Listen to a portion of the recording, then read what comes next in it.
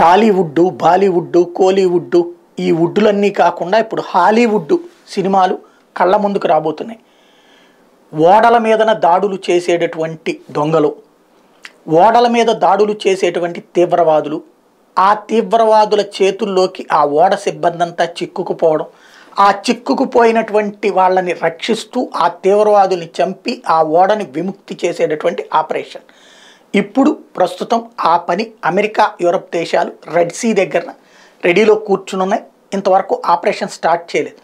అయితే అటుపక్కన ఇంగ్లాండ్, మరొక వైపున పోలాండ్ దగ్గరనే ఈ పోలాండ్ వాళ్ళకి సంబంధించిన షిప్ కూడా వీళ్ళ ఆధీనంలో ఉంది. ఈ నేపథ్యంలో వాళ్ళిద్దరూ జాయింట్ డ్రిల్స్ చేయడం ద్వారా రేపో మాపో అటాక్ చేయడానికి, ఏదైతే సముద్రపు దొంగలు కాదు వీళ్ళు, హౌతీ తీవ్రవాదులు బంధించినటువంటి పట్టుకుపోయినటువంటి షిప్పుల మీదకి దాడి చేసి వాటి విముక్తి కోసం ఏర్పాట్లు చేస్తున్నారు.